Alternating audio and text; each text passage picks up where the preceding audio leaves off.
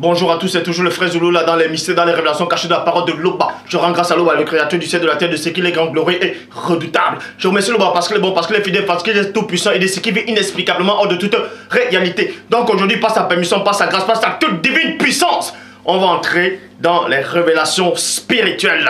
Nous parlerons aussi de la personne connue sous le nom biblique de Jean-Baptiste. Pourquoi je vais parler de Jean-Baptiste aujourd'hui?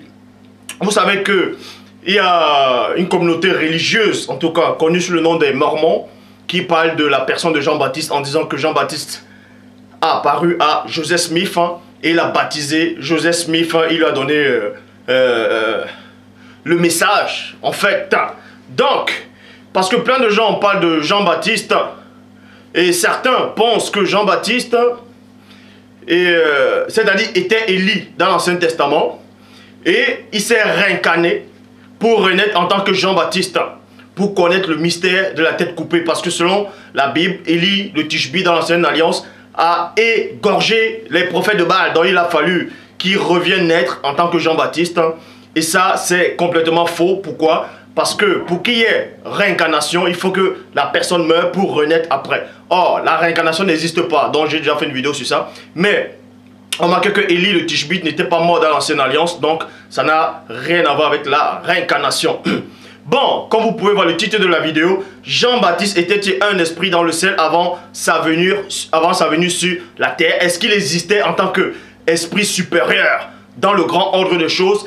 Et ensuite, il est descendu sur terre, il s'est dépouillé pour venir naître miraculeusement. Est-ce qu'il est né miraculeusement ou pas pour accomplir sa mission et repartir? Donc pour ça, je vous exhorte à vérifier. Parce qu'il est dit dans Proverbe 19:2 que le manque de science n'est bon pour personne. Et dans Proverbe 25:2, la gloire de l'eau est de cacher des choses et la gloire des rois est de sonder des choses. Donc ici, il est dit dans Luc chapitre 1 au verset 7.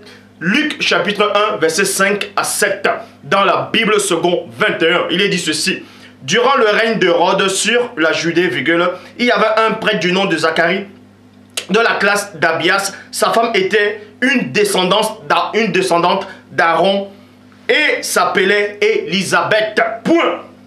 Tous deux étaient justes devant Dieu et suivaient d'une manière irréprochable tous les commandements et toutes les lois du Seigneur. Donc, on vous dit ici, selon la Bible, il y avait un homme et une femme, ils étaient avancés en âge, ils craignaient Loba. Et on vous dit ici, ils n'avaient pas d'enfants. Parce qu'Élisabeth était stérile et il était l'un et l'autre avancé en âge. Verset 8, Bible de la liturgie, il est dit ceci: Et tandis que Zacharie, durant la période attribuée au prêtre de son groupe, assurait le service du culte de Dieu. Il assurait le culte de Dieu. En fait, c'était un prêtre. Luc chapitre 1 au verset 9, il est dit, traduction Louis II 1910. Il fut appelé par le sort d'après la règle du sacerdoce à entrer dans le temple du Seigneur pour offrir le parfum. Point. Luc chapitre 1 au verset 10 à 12. Bible second 21. Il est dit: toute la multitude du peuple était dehors en prière et à l'heure de l'offrande du parfum. Donc Zacharie est entré dans le temple, selon la Bible. Il est entré dans le temple et il y avait une grande foule qui attendait dehors. C'était sa période. Donc il est entré pour offrir des parfums, selon la Bible. Mais la véritable histoire de Jean-Baptiste, vous allez voir ça dans le deuxième livre qui ne va pas tarder. Bref, donc Zacharie, on vous dit ici là, alors un ange du Seigneur apparut à Zacharie et se tut à droite à l'autel des parfums. Pendant qu'il était dans la pièce, il y a eu un être supérieur, un être divin qui est apparu à Zacharie, à sa droite. Et on vous dit ici que Zacharie fut troublé en le voyant. Et la peur s'empara de lui. Donc Zacharie a eu peur quand il a vu cet ange-là, cette entité spirituelle. Et dans Luc chapitre 1 au verset 13, traduction David Martin le dit: mais l'ange lui dit: Zacharie, ne crains point, car ta prière est exaucée. Et Élisabeth, ta femme enfantera un fils, virgule. On vous dit ici que ta femme enfantera. Or, les autres versions qui ont été mal traduites par rapport à ce passage, on dit ta femme t'enfantera. Mais ici, cet ange-là lui fait comprendre que cet enfant va naître miraculeusement. Mais est-ce que parce qu'il va naître miraculeusement, est-ce qu'il vient alors du ciel là? Et tu l'appelleras du nom de Jean. Luc chapitre 1, verset 14 à 17, Bible second 21, il dit: il sera pour toi un sujet de joie et d'allégresse, et beaucoup se réjouiront de sa naissance. Car il sera grand devant le Seigneur, il ne boira ni vin, ni boisson alcoolisée, et il sera rempli de l'Esprit Saint dès le ventre de sa mère. Donc il était né en tant que fils de Dieu, parce que tous ceux qui ont le Saint-Esprit du Père sont fils du Père. Mais est-ce que ça veut dire qu'il avait eu une existence avant sa naissance physique dans le grand ordre de choses? Est-ce qu'il avait connu le mystère du dépouillement? Il ramènera beaucoup d'Israélites au Seigneur leur Dieu. Il marchera devant Dieu avec l'esprit et la puissance d'Élie pour amener le cœur et des pères vers les enfants et les rebelles à la sagesse des justes, virgule. Afin de préparer pour le Seigneur un peuple bien disposé.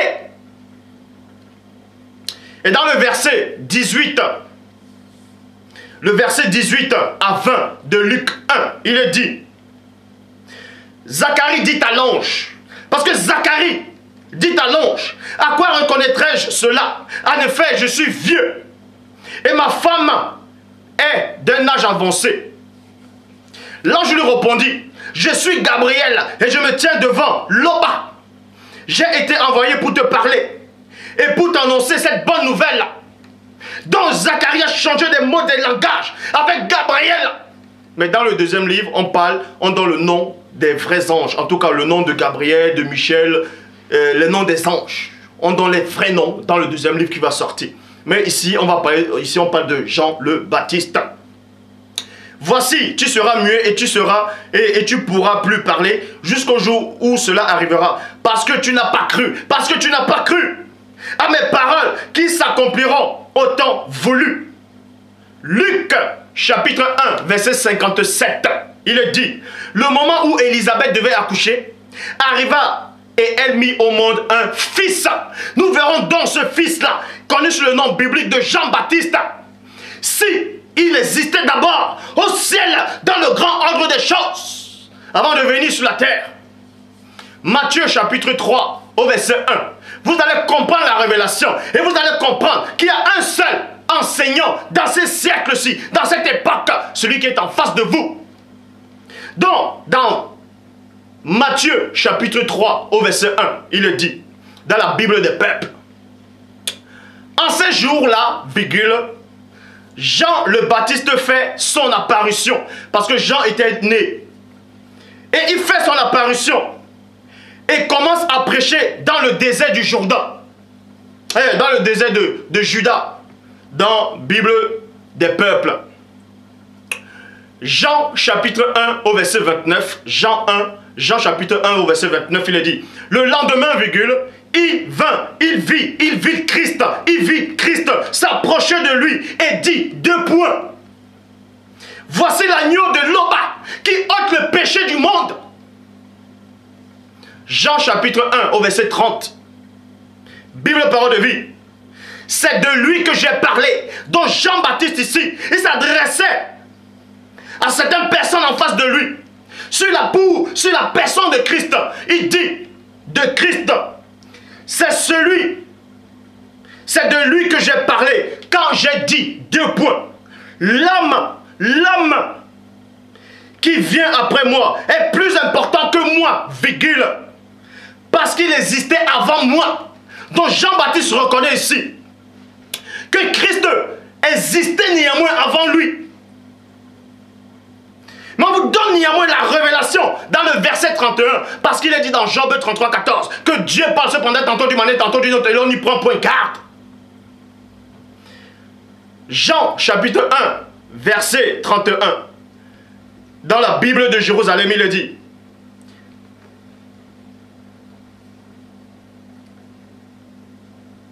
D'abord, avant d'aller dans la Bible, oui, Jean chapitre 1, verset 31, dans la Nouvelle Bible seconde. On va d'abord dans la Nouvelle Bible seconde, il a dit, moi-même, c'est Jean-Baptiste qui parle ici. Il donne son témoignage, il dit, moi-même, virgule, je ne le connais pas. Je ne le connaissais pas. Donc Jean-Baptiste dit ici qu'il ne connaissait pas ce Christ-là. Il ne connaissait pas le Christ.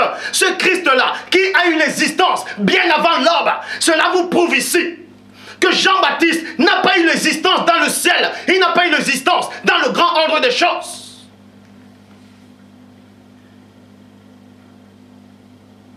Jean chapitre 1 au verset 31, Nouvelle Bible seconde. Moi-même, virgule, je ne le connaissais pas. Je ne le connaissais pas. Parce que si Jean-Baptiste avait vécu dans le grand tout, dans le grand ordre des choses, dans le ciel si vous voulez, il n'allait pas dire qu'il ne connaissait pas Christ. Parce qu'il n'a jamais vécu dans le ciel avant de venir sur la terre. Il a eu sa toute première existence dans la création, uniquement sur la terre, et non dans le grand ordre des choses. Moi-même, virgule, je ne le connaissais pas, mais je suis venu baptiser dans l'eau, virgule, c'est pour qu'il se manifeste en Israël. Jean chapitre 3 verset 11, il est bien dit, nous disons ce que nous savons et l'on rend témoignage de ce qu'on a vu. Jean dit ce qu'il sait, il rend témoignage qu'il ne connaissait pas le Christ. Il ne le connaissait pas par avant, donc il n'a jamais vu le Christ de l'autre côté. Ça prouve qu'il n'a jamais vécu une existence spirituelle et puis à un moment, il a connu le dépouillement. Non, Jean a eu la seule existence qu'il a eue dans la réalité du Père, c'est uniquement sur la terre. Jean n'a jamais connu le dépouillement, il n'est pas le deuxième fils, il n'est pas le troisième ou quoi que ce soit, il est uniquement né sur la terre. Il le dit lui-même de sa propre bouche, il ne connaissait pas le Christ, parce que s'il avait connu s'il existait dans le ciel, il n'allait pas dire qu'il ne connaissait pas le Christ. Et Christ lui-même aussi sort de sa propre bouche pour montrer que Jean n'est jamais descendu du ciel, Jean n'a jamais connu l'existence dans le ciel. Dans Matthieu chapitre 11 au verset 11, Matthieu 11, 11, Bible de Jérusalem, il est dit, Bible de Jérusalem, en vérité je vous le dis, virgule, parmi les enfants des hommes, virgule, parmi les enfants des hommes et non dans le ciel, parmi les enfants des hommes, il n'en a pas surgi de plus grand que Jean le Baptiste. Jean le Baptiste. Et cependant, le plus petit dans le royaume des cieux est plus grand que lui. Là-bas, on vous dit ici que parmi les hommes, parmi tous ceux qui sont nés de femmes, en gros, si vous voulez réellement comprendre ce que ça veut dire, ça veut tout simplement dire, parmi tous les hommes qui sont nés d'une relation entre homme et femme, c'est-à-dire quand vous êtes sorti par rapport à entre l'homme et la femme qui s'accouplent et puis vous sortez, Jean est plus grand que vous.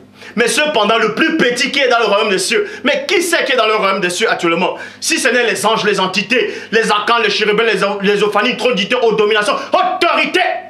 Donc vous dit ici que dans le grand ordre des choses, le plus petit, la plus petite des entités est plus grand que Jean le Baptiste. Donc Jean le Baptiste n'a même pas sa place là-bas. Le Père s'est encore glorifié.